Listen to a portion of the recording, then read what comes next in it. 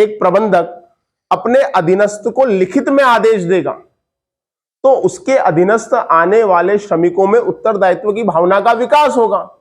लेकिन मौखिक कहा तो मौखिक में उत्तरदायित्व की भावना उतनी नहीं आती। एक और अच्छा उदाहरण देता हूं। हमारे समाज में समाज की सबसे छोटी इकाई क्या है? परिवार। और परिवार में क्या होता है, अगर एक से ज्यादा संतानें हो और एक से ज्यादा संतानों में अगर 2-3 भाई हो तो माता पिता 2-3 भाइयों में से एक को चुनते हैं अगर संयुक्त परिवार नहीं है तो, कि भैया हम दोनों तेरे पास रहेंगे, हाँ या ना, और हम तेरे पास रहेंगे। अब वो एक को चुन लेते हैं, उसके बाद वो अपने हिस्से की जो भी संपत्ति होती है वो जिसके पास रह रहे उसी के नाम क्या कर देते हैं? हस्तांतरित कर देते हैं कि हमारे जीवन के बाद हमारी जो सारी संपत्ति है उसका अधिकारी कौन होगा? वही है व्यक्ति होगा।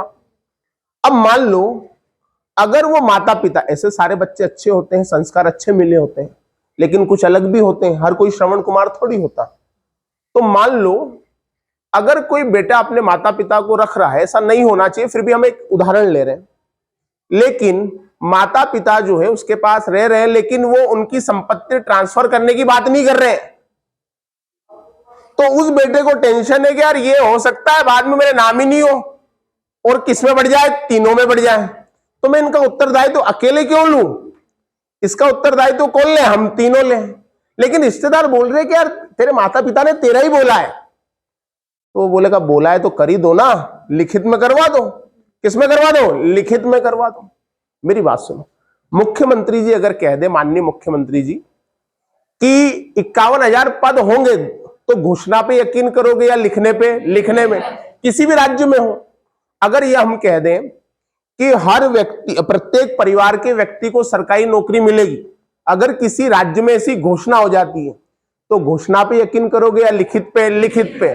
तो उत्तरदायित्व की भावना का विकास किससे होता है? लिखित संप्रेषण से। साक्ष्य के रूप में प्रस्तुत कौन होता है? लिखित संप्रेषण। और सबसे महत्वपूर्ण बात, अनुयायियों का विकास किससे होता है? लिखित संप्रेषण। तो हमने पहले मौखिक संप्रेषण देखा, फिर लिखित संप्रेषण। अब हम आते हैं औपचारिक संप्रेषण और अनौपचारिक संप्रेषण पे।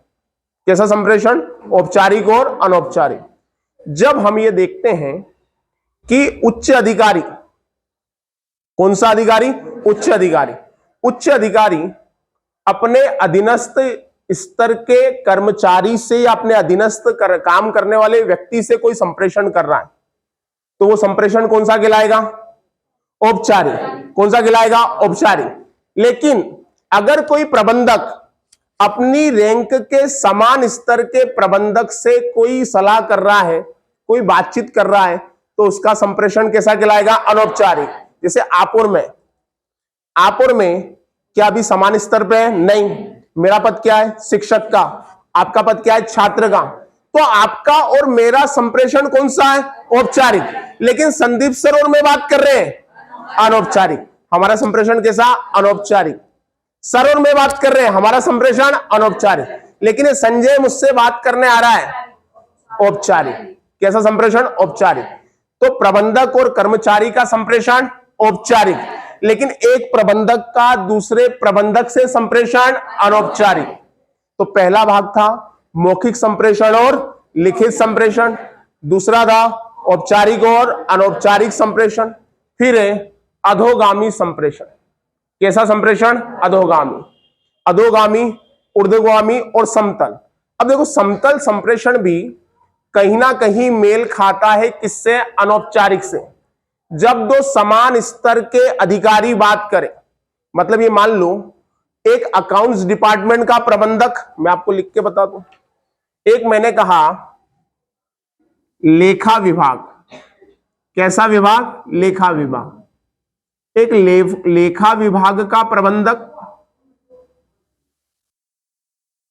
कौन से विभाग का? लेखा विभाग। और एक लागत विभाग का, एक लागत विभाग का प्रबंधक।